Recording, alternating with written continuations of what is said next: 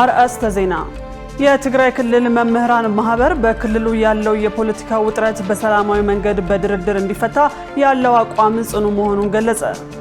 ከውጭ የየመን ሀውቲዎች በሳውዲ አረቢያ የባህር እንቅስቃሴ ላይ እገዳ ጣሉ።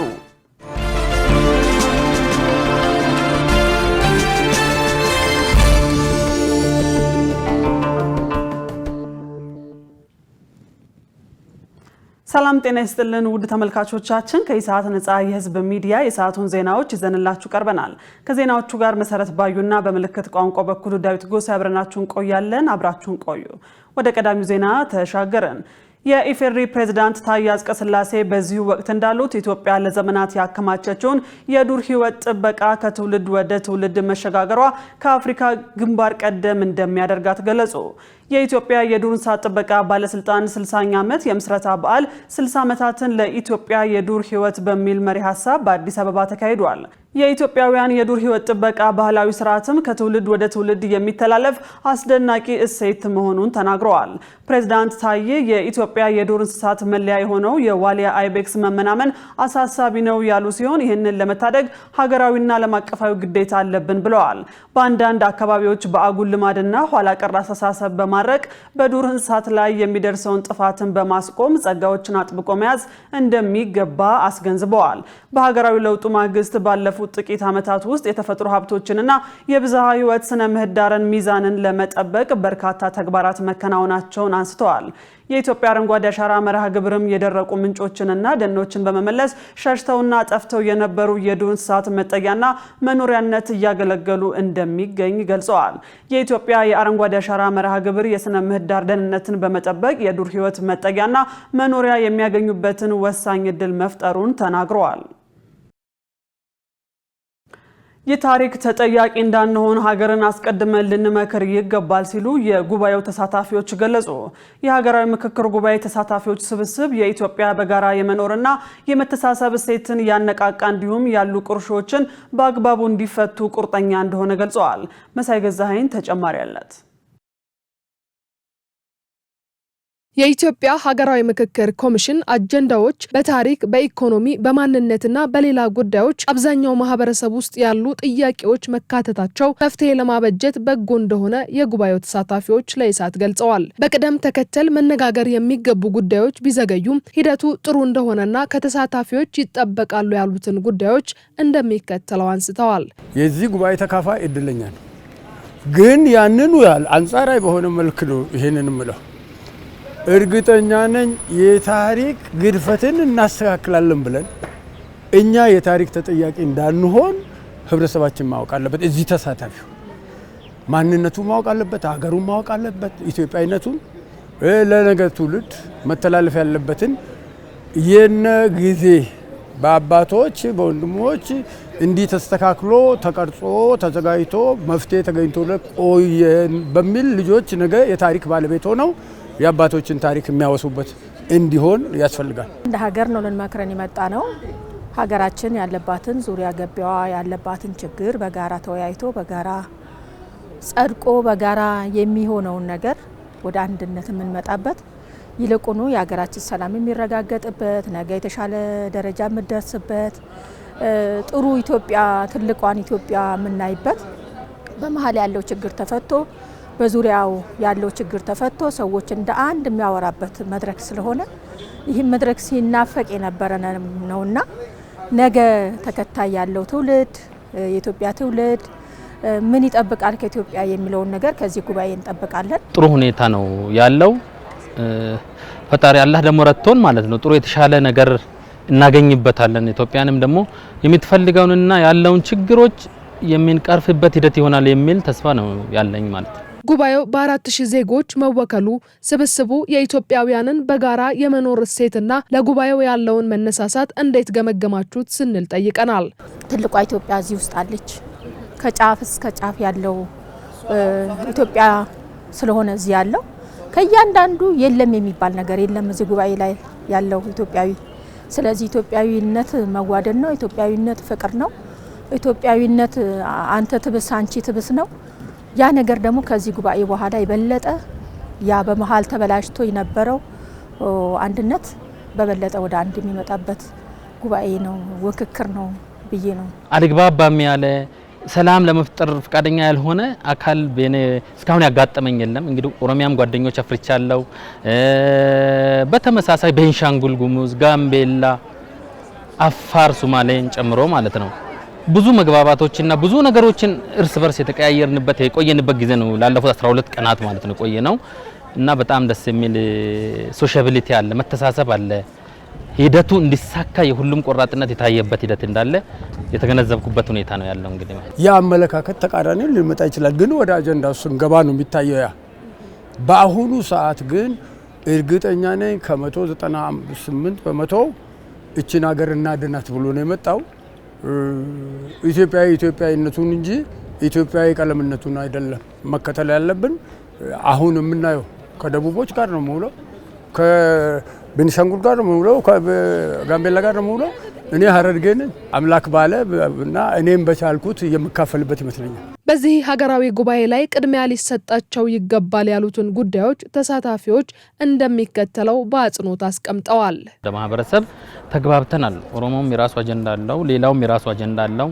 በእምነት ደረጃም የራሳቸው የራሱ አጀንዳዎች ሊኖሩት ይችላሉ። ግን ከምንም ነገር በላይ ትልቁ ሀገራችን ኢትዮጵያን ነው እኛ የምናስቀድመው ማለት ነው። ኢትዮጵያ በመቻቻል ጠርዝ ከመያዝ ወደ መሃል መጥቶ ነገሮችን ለመፍታት በግል ባለን ግንዛቤ መሰረት አቅልለን የምናይበትና ነገሮችን ሶልቭ የምናደርግበትን ሜተድ በመቻቻል ውስጥ የምንፈጥርበትን ሂደት እየሄድን ያለን ነው ያለኝ የሚሰማኝ።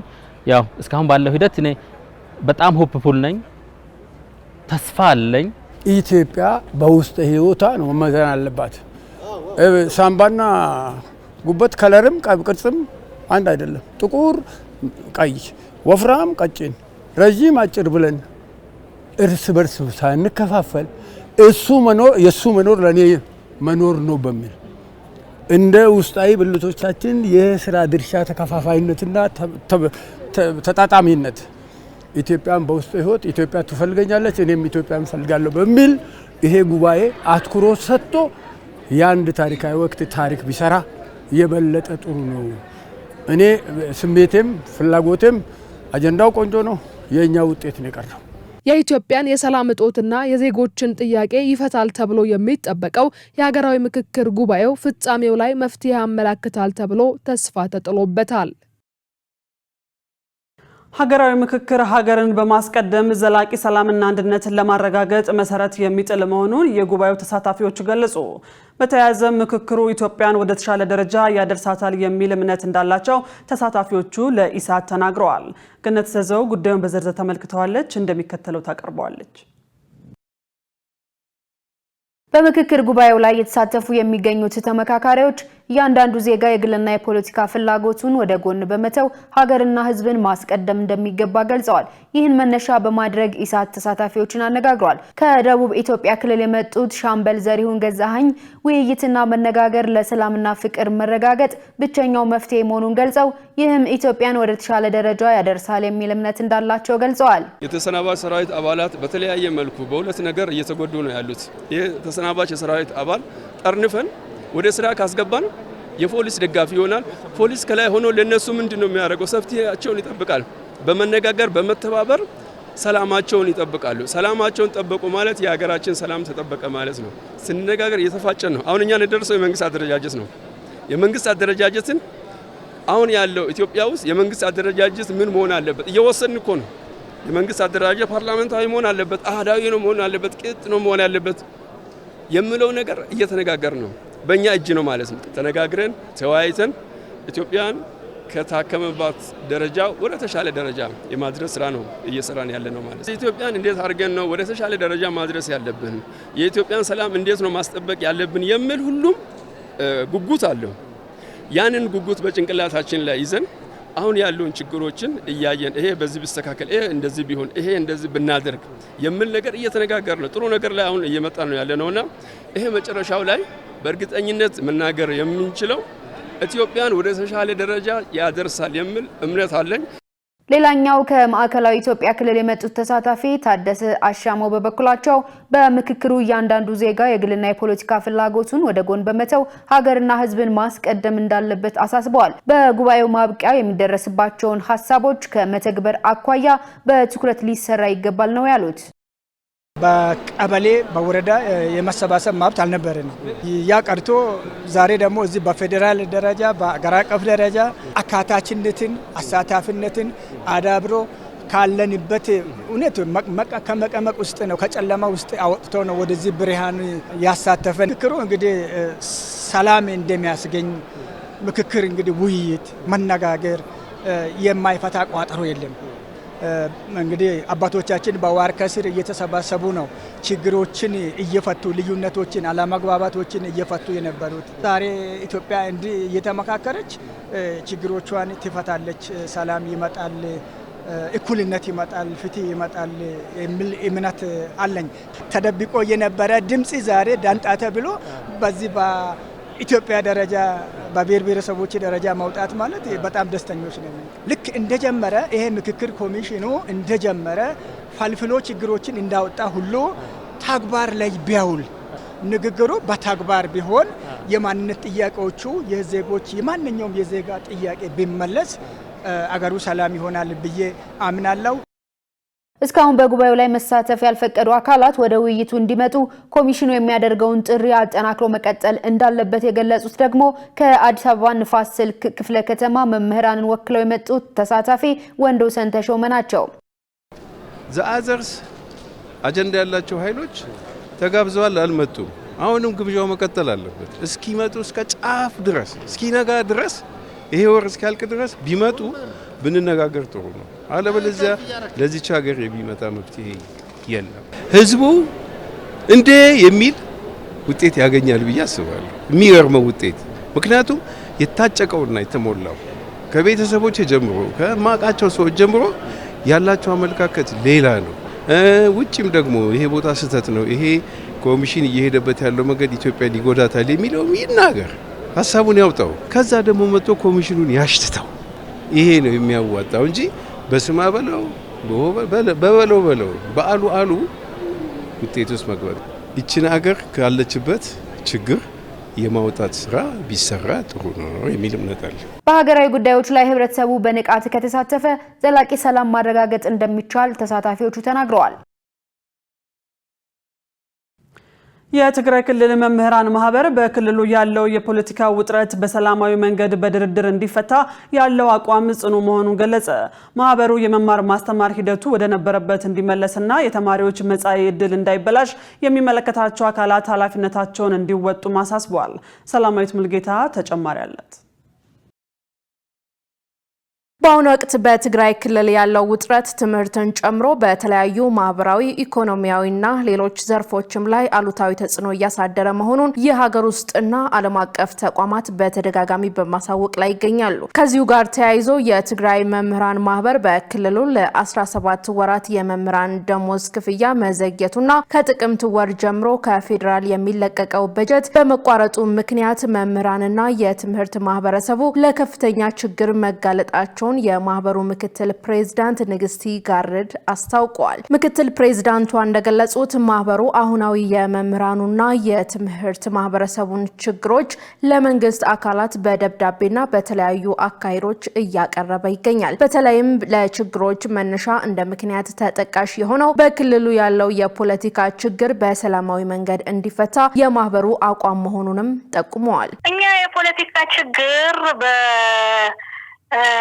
ሰላም እንዲፈታ የማህበሩ አቋም ነው። እንደ ማህበረሰብ የህብረተሰቡ አካል እንደመሆናችን መጠን ደሞዙም ከጥቅምት ወር የሚለቀቀው ባጀት ሲቆምም ይለቀቅ ብለን ድምጻችን በሰላማዊ ሰልፍ አሰምተናል። ተማሪና ተማሪዎችን ይዘን በሰላማዊ ሰልፍ ያለው ችግር በሰላም ይፈታ፣ የአስተማሪው ደሞዝ ይከፈል፣ ትምህርት እንዳይቋረጥ፣ የተማሪዎች እድል ወይም የመጪ እድላቸው በእጃችን ስለሆነ አስተማሪው ተማሪዎችን እንዲያስተምር ተማሪዎች ከመበተናቸው በፊት በሰላማዊ ሰልፍ ድምጻችን አሰምተናል። መፍትሄ የሚሰጥ አካል ስላጣን ምንም ማድረግ አልቻልንም እና አሁንም ቢሆን ይሄ አሁን ያለው ችግር እንደ አንድ የትግራይ ተወላጅ በሰላም እንደ ማህበርም እንደ ግሌ ማለት ነው ያለው ነባራዊ ሁኔታ በሰላም ቢፈታ ነው ፍላጎታችንም ምኞታችንም። ምክንያቱም በ21ኛ ክፍለ ዘመን ችግሮች በጠረጴዛ ዙሪያ መፈታት ሲገባቸው ወደ ሌላ መንገድ ማምራት አስፈላጊ አይደለም ብለን እናምናለን። አክሎም በክልሉ ያለው ነባራዊ ሁኔታ የመምህራንና የተማሪዎች ችግር ብቻ ሳይሆን የጠቅላላው የትግራይ ህዝብ ከፍተኛ ፈተና መሆኑን አመልክተው ማናቸውም የሐሳብና የፖለቲካ ልዩነቶች በጠረጴዛ ዙሪያ በሰላማዊ መንገድና በድርድር እንዲፈቱ ጥሪ አቅርበዋል። ህብረተሰቡም ከፍተኛ ችግር ላይ ነው ያለው። እኔ የሚመለከተው መንግስትም እንዴት እንዳየው እኔ በጣም ነው የሚገርመን። ህዝብ እንደ ህዝብ የትግራይ ህዝብ ኢትዮጵያዊ ነው። ሁሉም ነገር ዘግተህ ትንሽ በተማሪውም በመምህሩም በሌላ በህብረተሰቡም ያለው ችግር ከመቅረፍ አኳያ እኔ በመንግስት ላይ ያለው በፌደራል መንግስትም ቢሆን ምንም አይነት እገዛ አይደረግም ያለው የትግራይ አስተማሪ እየሞተ እየተቸገረ እየታመመ እየተሰቃየ እንዴት ዝም ብሎ ያያል ብለን ነው እኛ ቅሬታችን የምናሰማው ማለት ነው። ግን ደግሞ የፖለቲካ ችግር ከሚመለከተው አካል ጋር መፍታት ነው እንጂ አስተማሪው ተማሪው ምን አደረገ? ስለዚህ የቀጣይ መጻኢ ዕድል እንግዲህ አብረን የምናየው ጉዳይ ነው። ይሄ ነው ብለሽ ለመተንበይም በጣም አስቸጋሪ ነው አሁን ባለው ነባራዊ ሁኔታ ማለት ነው። ማህበሩ የመማር ማስተማር ሂደቱ እንዳይሰናከልና የተማሪዎች መጻኢ ዕድል እንዳይበላሽ የሚመለከታቸው አካላት ሁሉ ኃላፊነታቸውን እንዲወጡ ጥሪ አቅርበዋል። ውድ ተመልካቾቻችን አሁን ደግሞ የቢዝነስና የኢኮኖሚ ዜናዎች ወደ እናንተ የሚደርሱበት ሰዓት ላይ ደርሰናል። ዜናዎችን ይዛ ሰላማዊት ሙልጌታ እየጠበቀችን ነው።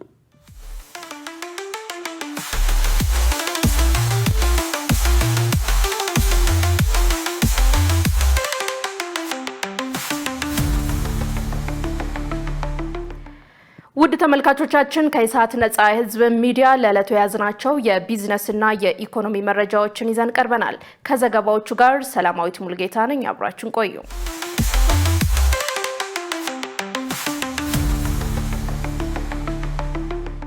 ሶስተኛው የኢትዮጵያን ይግዙ የንግድ ሳምንት ዝግጅት በይፋ ተጀመረ። የሀገር ውስጥ አምራችና ሸማቾችን በቀጥታ በማገናኘት ሰፊ የግብይትና የትስስር ዕድል የሚፈጥረው ሶስተኛው ሀገር አቀፍ የኢትዮጵያን ይግዙ የንግድ ሳምንት ዝግጅት በይፋ መጀመሩን የንግድና ቀጠናዊ ትስስር ሚኒስቴር አስታውቋል። ከነሐሴ 28 እስከ ጳጉሜ 3 ቀን 2018 ዓ.ም በአዲስ አበባ የሚካሄደው ይህ ታላቅ የንግድ ሳምንት የሀገር ውስጥ ምርቶችን ጥራትና ተወዳዳሪነት የሚያሰፋ የአምራቾችን አቅም የሚያሳድግና ህብረተሰቡ የሀገሩን ምርት በስፋት እንዲጠቀም የሚያበረታታ ሀገራዊ መድረክ ነው። የኩነቱ ዝግጅትና የቅድመ ዝግጅት ስራዎች ያሉበትን ደረጃ መገምገሚያ መድረክ የንግድና ቀጠናዊ ትስስር ሚኒስቴር ካሳሁን ጎፌ በተገኙበት ተካሂዷል። በመድረኩ ላይ ሚኒስትሩ ባስተላለፉት መልእክት የንግድ ሳምንቱ የኢትዮጵያን ይግዙ በሚል ታላቅ ሀገራዊ መሪ ቃል መዘጋጀቱ የሀገር ውስጥ አምራቾችን ከማበረታታት ባለፈ በምርትና በገበያው መካከል ያለውን የአቅርቦት እጥረት ለመቅረፍና አምራችና ሸማቾች ያላስፈላጊ ደላሎች በቀጥታ ለማገናኘት የሚጫወተው ሚና ከፍተኛ ነው ብለዋል። በነሐሴ ወር መጨረሻ በሚካሄደው በዚህ የንግድ ሳምንት በርካታ የሀገር ውስጥ አምራቾች ምርቶቻቸውን ለህዝብ የሚያቀርቡ ሲሆን ከግብይቱ ጎን ለጎን የንግድ ለንግድ ትስስሮችና የፓናል ውይይቶች እንደሚካሄዱ ተገልጿል። የ10 ዓመት የግብርናና የምግብ ስርዓት ኢንቨስትመንት እቅድ ለማዘጋጀት የሚያስችል የመነሻ ጥናት ይፋ ሆነ።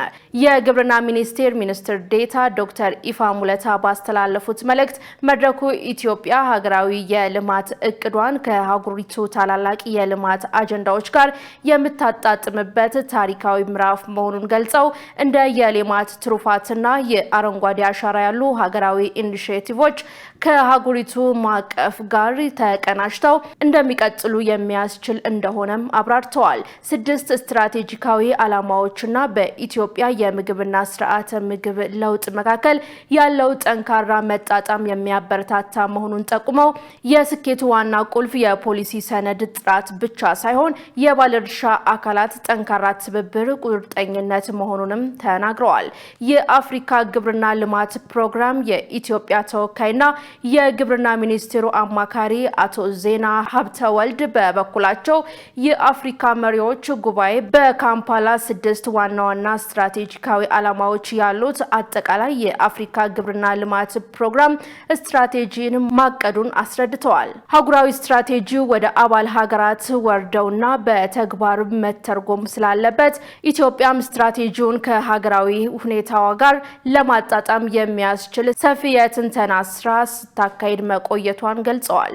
በዓለም አቀፍ የምግብ ፖሊሲ ምርምር ኢንስቲትዩት የተዘጋጀ ያለፉት 10 ዓመታት የግብርና አፈጻጸም ትንተና ጥናት እንዲሁም ሌሎች ተያያዥ ጽሑፎች በመድረኩ የቀረቡ ሲሆን ጥናቱ ከተገመገመና ከተረጋገጠ በኋላ ለቀጣይ እቅድ እንደ መነሻ ሆኖ የሚያገለግል መሆኑም ተገልጿል።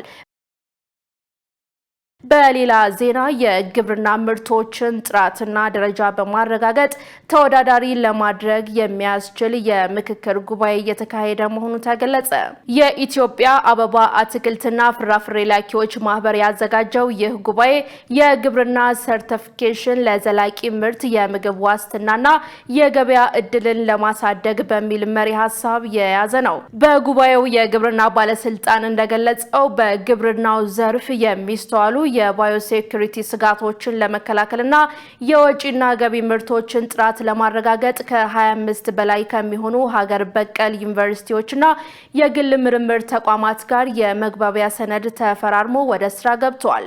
ከአንድ አካባቢ ወደ ሌላ አካባቢ የሚንቀሳቀሱ የግብርና ምርቶች ተገቢው የሰርቲፊኬሽንና የቁጥጥር ሂደት ካላለፉ ከፍተኛ የሰብል በሽታዎችንና ተባዮችን ሊያስከትሉ እንደሚችሉም ነው ያመለከተው። ቀደም ሲል በስፋት ይገኝ የነበረው የበለስ ምርት ኮቺኔል በሚባል ከውጭ በሚገባ በሽታ መጥፋቱና የዋይት ማንጎ ስኬል መስፋፋቱ የተገለጸ ሲሆን ይህንን መሰል ችግር ለመከላከል የግብርና ምርቶች የባዮሴኩሪቲ ቁጥጥር ሊደረግባቸው እንደሚገባ ተገልጿል።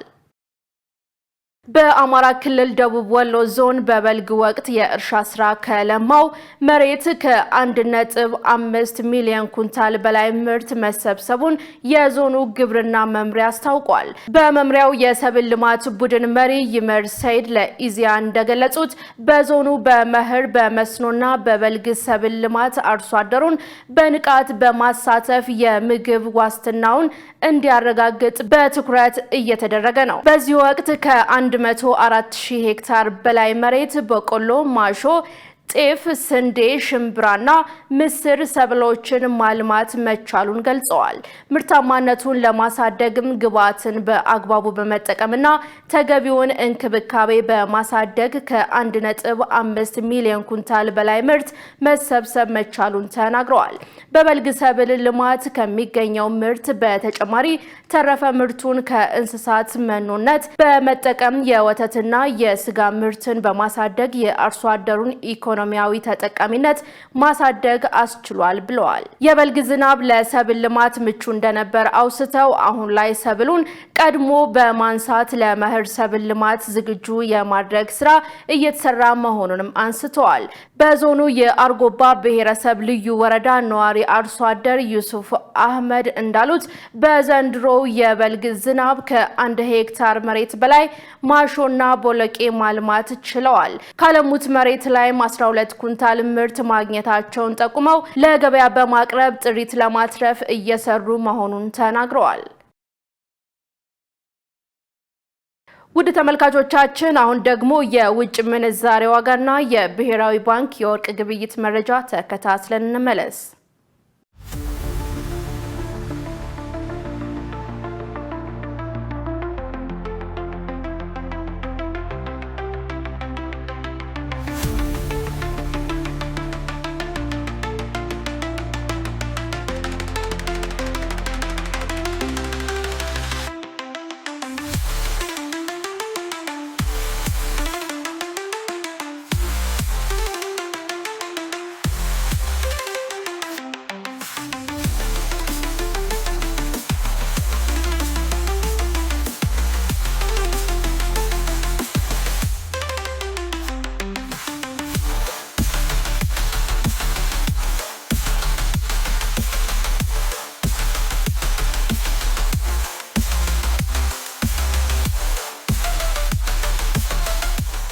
ውድ ተመልካቾቻችን ለዕለቱ የያዝናቸው የቢዝነስና የኢኮኖሚ መረጃዎች ተጠናቀዋል። አሁን ደግሞ ወደ ዋናው ዜና ላሳልፋችሁ።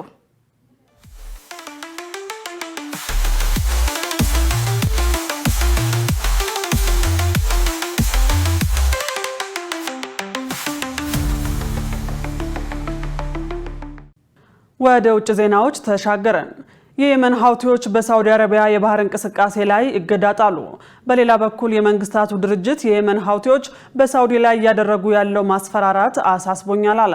ሸሪፍ ኢማም ተጨማሪ አለው። በየመን የሚገኙ የሀውቲ መሪዎች ወዲያውኑ ተግባራዊ የሚደረግ በሳውዲ አረቢያ የባህር ላይ ጉዞ እገዳ ጥለዋል። የየመን ሀውቲዎች ይህን ያደረጉት አይን ላጠፋ አይኑ ይጠፋል በሚለው መርህ መሰረት እንደሆነ ተገልጿል። የየመን ዋና ከተማ ሰንዓን በ2014 የተቆጣጠረው ይህ ቡድን የሳውዲ መሪዎች ለ12 ዓመታት ያህል ኢፍትሐዊና ጨቋኝ የሆነ ከበባ እንደጣሉባቸው ገልጾ ሀብታችንን እየዘረፉና በወደቦቻችንና በአየር ማረፊያዎቻችን አጠቃላይ የሆነ እገዳ በምድር በባህርና በአየር አድርገዋል ብሏል። ይህንን ተከትሎ የባህር ላይ ጉዞ ክልከላ መደረጉ ተገልጿል። የየመን ጦር ኃይሎች ማስታወቅ የሚፈልጉት ነገር ጠላታችን ለሆነችው ለሳውዲ አረቢያ የባህር ላይ ጉዞ የተከለከለ ነው። ጦሩ ባወጣው ሕግ መሰረት በሳውዲ መርከቦች ላይ የተጣለው ማዕቀብ ተግባራዊ ይሆናል። ህዝባችን ማዕቀብ መጣልን በማዕቀብ መጣል ጦርነት ማባባስን በጦርነት ማባባስ ይመልሳል። ይህ መግለጫ የተደመጠው አንሳር አላ በመባል የሚታወቀው ቡድን ባለፈው ሳምንት በሰንዓ ዓለም አቀፍ አውሮፕላን ማረፊያ ላይ ጥቃት መፈጸሙን ተከትሎ የበቀል እርምጃ እንደሚወስድ ካስፈራራ በኋላ ነው ተብሏል። በሌላ በኩል የተባበሩት መንግስታት ድርጅት እንዳስታወቀው እንደ አዲስ ያገረሸው ሳውዲን ማስፈራራትና በነፃነት በአካባቢው የውሃ መስመር ላይ መተላለፍ አለመቻል በእጅጉ አሳስቦኛል። እናም በአስቸኳይ ውጥረቱ እንዲረግብ ሲል ጥሪ አቅርቧል። የተባበሩት መንግስታት ድርጅት ዋና ጸሐፊ አንቶኒዮ ጉተሬስ ቃል አቀባይ የሆኑት ስቴቨን ዱጀሪክ ለሪፖርተሮች እንደነገሩት የጸጥታው ምክር ቤት ውሳኔ 2722 ዝባር 2024 እና ቀጣይ ውሳኔዎች ሙሉ በሙሉ በነጋዴዎችና በንግድ መርከቦች ላይ መከበር አለባቸው ብለዋል። ዱጃሪክ አክለውም የተባበሩት መንግስታት የየመን ልዩ ልዑክ የሆኑት ሃንስ ግሩደንበርግ ሁለት በሪያድ ከፕሬዝደንታዊ አመራር ምክር ቤት ፕሬዝዳንት ረሻድ አልአሊሚ በሳውዲ የየመን አምባሳደር መሐመድ አልጃበር እና ከአምስቱ የጸጥታው ምክር ቤት ቋሚ አባላት ተወካዮች ጋር ከተገናኙ በኋላ ለውይይት ሙስካት ደርሰዋል ብለዋል። በዋነኛነት ውይይቱ የሚያተኩረው ውጥረቱን ማርገብና የተባበሩት መንግስታት በ2022 ባሸማገለውና ስምምነት ላይ በተደረሰበት የተኩስ አቁም ስምምነት መሰረት ሁለቱም ወገኖች እንዲስማሙ ማድረግ ነው ብለዋል። ዱጃሪክ እንዳሉት ግሩንበርግ የመንን አጠቃላይ ከባቢያዊ የጦርነት ጡዘት ውስጥ እንዳትገባ መነጠር ይገባል። እናም ሁሉን አቀፍ በየመናውያን የሚመራ የፖለቲካ ሂደት እንዲኖር መጣር ይገባል፣ ግጭቱ ሙሉ ለሙሉ ለማስቆም ብለዋል። ኳታር በተናጠል ማክሰኞ ዕለት በሀውቲ ጦር ቃል አቀባይ በኩል የተሰጠውን መግለጫ አውግዛ ከሳውዲ መንግስት ጋር ያላትን ትብብር ይበልጥ እንደምታጠናክር አስታውቃለች። አክላም ካታር ሳውዲ አረቢያ ሉዓላዊነቷንና ደህንነቷን ለማስጠበቅ የምትወስዳቸው እርምጃዎች በሙሉ እንደምትደግፍ ገልጻ የሳውዲ ደህንነት ማለት የኳታር ደህንነትና የሰላጤው ትብብር ካውንስል ሀገራት ደህንነት ማለት ነው ብላለች። በኢራን የሚደገፈው የሀውቲ ሚሊሻ በሳውዲ ላይ የባህር ላይ ጉዞ ማዕቀብ መጣሉን ካስታወቀ በኋላ ሳውዲ አረቢያ በሀውቲዎች የቀረበባትን ውንጀላ ውድቅ አድርጋለች። የሳውዲ የውጭ ጉዳይ ሚኒስቴር የቀረቡ ክሶች የተሳሳቱ እንደሆነም ገልጿል። ዜናውን ስናዘጋጅ አረብ ኒውስ እና አልጀዚራን በመረጃ ምንጭነት ተጠቅመናል።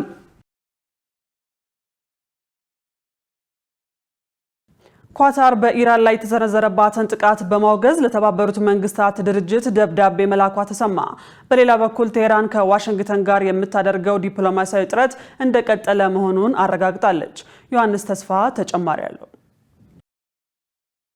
በአሜሪካና ኢራን መካከል ያለው ወታደራዊ ፍጥጫና የኃይል እርምጃ በየዕለቱ ወደ ከፋ ደረጃ እየተሸጋገረ ይገኛል። በዚህ የተካረረ ግጭት ሳቢያ የቴህራን የጥቃት በትር ያረፈባቸው የባህረ ሰላጤው ሀገራትም ጉዳዩን በክስነት ወደ ተባበሩት መንግስታት ድርጅት ማቅረብ ጀምረዋል። በሌላ በኩል ደግሞ እየተባባሰ የመጣውን ቀውስ ለማርገብ በሁለቱ ተፋላሚ ወገኖች መካከል ከበስተጀርባ የዲፕሎማሲ ውይይቶች እየተካሄዱ ስለመሆኑ ተሰምቷል። ለአንድ ሳምንት በዘለቀውና ከፍተኛ ውድመት ባስከተለው የሁለቱ ወገኖች የአጸፋ ድብደባ ዋሽንግተን ሆነች ቴህራን ወታደራዊ እርምጃቸውን አጠናክረው እንደሚቀጥሉ አሁንም ማስጠንቀቂያ በመስጠት ላይ ናቸው። ኢራን በባህረ ሰላጤው አቅራቢያ በሚገኙ የአሜሪካ የጦር ሰፈሮች ላይ የሮኬትና የባሊስቲክ ሚሳኤል ጥቃቶችን ማካሄዷን የሚያሳዩ ተንቀሳቃሽ ምስሎችን ይፋ ያደረገች ሲሆን የሀገሪቱ ፕሬዝዳንትም ሀገራቸው ከአሜሪካ ጋር ሙሉ በሙሉ ጦርነት ውስጥ መሆኗን የሚያሳይ ይፋዊ መግለጫ ሰጥተዋል። በተቃራኒው የአሜሪካ የመከላከያ ሚኒስቴር ፔንታጎን የኢራንን ወታደራዊ መሰረተ ልማቶችና የጦር ካምፖች ኢላማ ያደረገ የአየር ጥቃት መፈጸሙን አስታውቋል። ፔንታጎን አክሎም ከአውሮፓ የሚላኩ እጅግ የላቁ ኤፍ-16 እና ኤፍ-35 የተባሉ የጦር ጀቶችን ወደ ቀጠናው እያሰማራ እንደሚገኝ አረጋግጧል። በዚህ ፍጥጫው እየጋመ በመጣው ወታደራዊ ግብግብ ሳቢያ በባህረ ሰላጤ የሚገኙ የአረብ ሀገራት ከፍተኛ የደህንነት ስጋት ውስጥ ወድቀዋል። ኳታር በግዛቷና በባህር ክልሏ ላይ የደረሱባት ጥቃቶች ምክንያት ለተባበሩት መንግስታት ድርጅት ዋና ጸሐፊ አንቶኒዮ ጉተሬዥ እና ለጸጥታው ምክር ቤት ይፋዊ የቅሬታ ደብዳቤ አስገብታለች። ዶሃ በደብዳቤዋ ኢራን በዓለም አቀፍ የነዳጅ ማጓጓዣ መስመር በሆነው የሆርሙዝ ወሽመጥ ላይ የሚንቀሳቀሱ የነዳጅ ጫኝ መርከቦችን ማጥቃቷንና የባሊስቲክ ሚሳኤል ተኩሳ በሀገሪቱ ሉዓላዊነት ላይ ፈጽሞ የማይቀበሉ ጥሰት መፈጸሟን አብራርታለች። ለደረሰባት ውድመት የካሳ ክፍያ እንዲፈጸምላት የጠየቀች ሲሆን በዓለም አቀፍ ሕግና በተመድ ቻርተር አንቀጽ 51 መሰረት ራሷን የመከላከልና ተገቢውን የአጸፋ ምላሽ የመስጠት መብቷ የተጠበቀ መሆኑንም አጥብቃ አሳስባለች። በተመሳሳይ ሁኔታ በሌሎቹ የቀጠናው ሀገራት ማለትም በኩዌት በባህሬንና በዮርዳኖስ የአየር ድብደባ ማስጠንቀቂያ የሳይረን ድምጾች ሲሰሙ አድረዋል። የኢራን አብዮታዊ ዘብ በኩዌት የሚገኙ እንደ ካምፕ አሪፍጃን እና አህመድ አልጃበር ያሉ የአሜሪካ የጦር ካምፖችን ኢላማ ማድረጉን ቢናገርም የቀጠናው ሀገራት ግን ካምፖቻቸው በኢራን ላይ ለሚሰነዘር ጥቃት እየዋሉ ነው የሚለውን የቴህራን ክስ አስተባብለዋል። ይህ በእንዲህ እንዳለ በዓለም አቀፍ የነዳጅ ማጓጓዣ ቁልፍ መስመር በሆነው የሆርሙዝ ወሽመጥ አካባቢ በተፈጸመው ምስቅልቅል ምክንያት የዓለም አቀፍ የነዳጅ ዋጋ በከፍተኛ ሁኔታ ማሻቀቡ ተገልጿል። በአሜሪካ የነዳጅ ዋጋ 1 ጋሎን $4 በላይ ማለፉ የተገለጠ ሲሆን ይህም ቀድሞውኑ የተናጋው የዓለም ኢኮኖሚ ላይ ተጨማሪ ጫና ፈጥሯል። ወዲህ ደግሞ የነጩ ቤተ መንግስት ገዥ ዶናልድ ጄ ትራምፕ ዛቻ ማሰማታቸውን አጠናክረው የቀጠሉ ሲሆን ኢራን ለእያንዳንዱ አሜሪካዊ ወታደር ጉዳትና ሞት በእጥፍ ትከፍላለች ሲሉ ተደምጠዋል። እጅግ በጣም ነው ያዘንነው። መጥፎ ስሜት ተሰምቶናል። እነዚያ ታላላቅ ሀገር ወዳድ አርበኞች ኢራን የኒውክሌር ጦር መሳሪያ እንዳይኖራት ለማድረግ ነው እዚያ ሆነው እየተዋጉ ያሉት። ኢራን እጅግ በጣም ክፉኛ ተጎድታለች። በወታደራዊ አቅም ረገድ ሁሉም ነገራቸው ወድሟል ማለት ይቻላል። የባህር ወሽመጡን የምንቆጣጠረው እኛ ነን። እነሱ ምንም የሚቆጣጠሩት ነገር አይኖራቸው።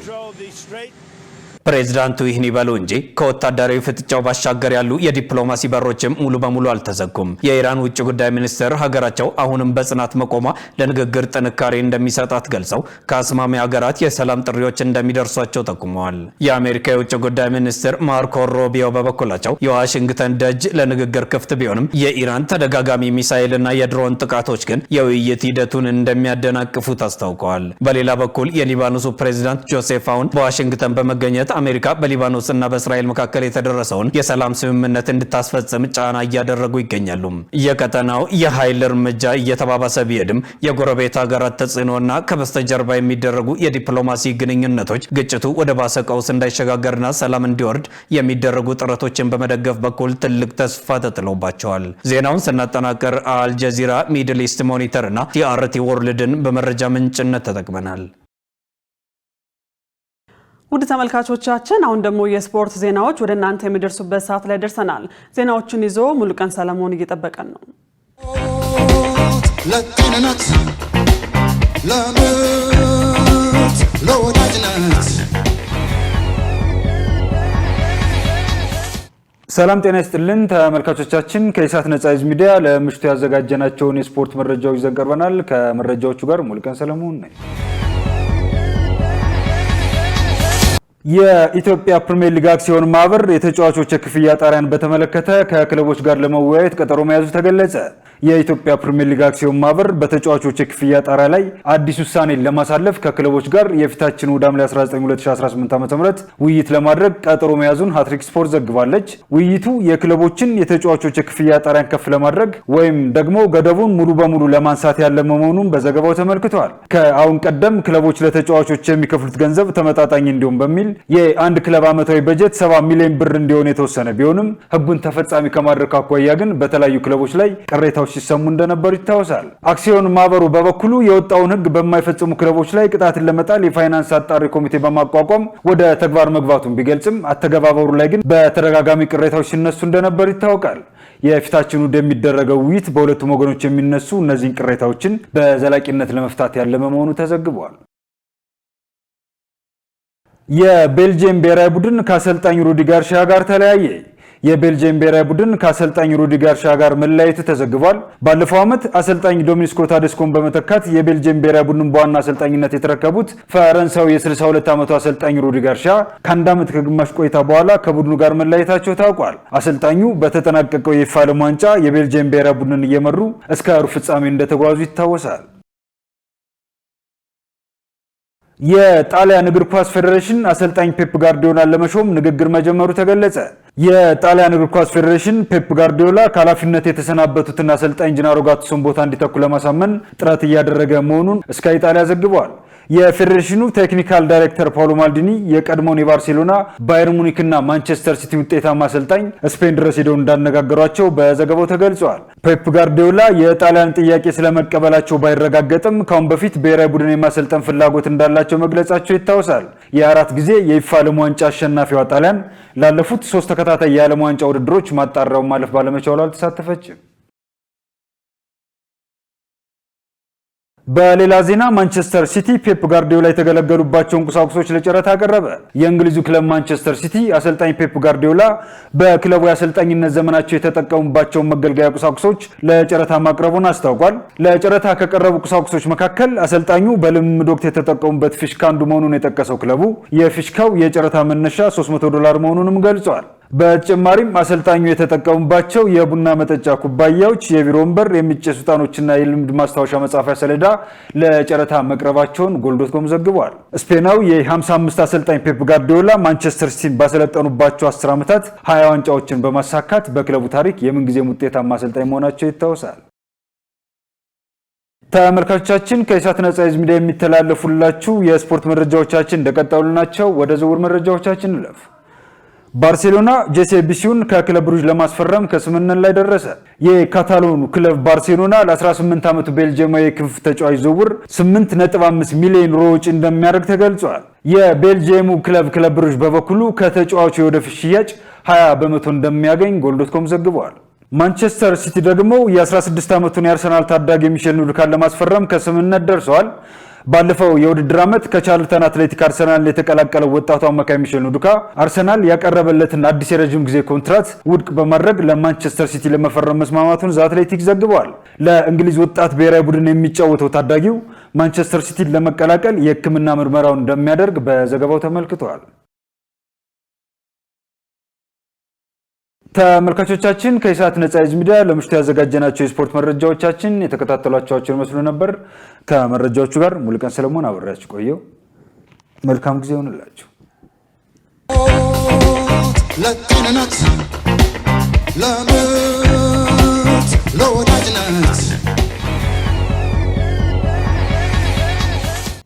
ውድ ተመልካቾቻችን ከኢሳት ነጻ የህዝብ ሚዲያ ለሰዓቱ ያዝናቸው ዜናዎች በዚሁ ተጠናቀዋል። ከዜናዎቹ ጋር እኔ መሰረት ባዩና በምልክት ቋንቋ በኩል ዳዊት ጎስ ያብረናችሁ ቆየን። ጥሩ ጊዜ ከኢሳት ጋር ሰላም።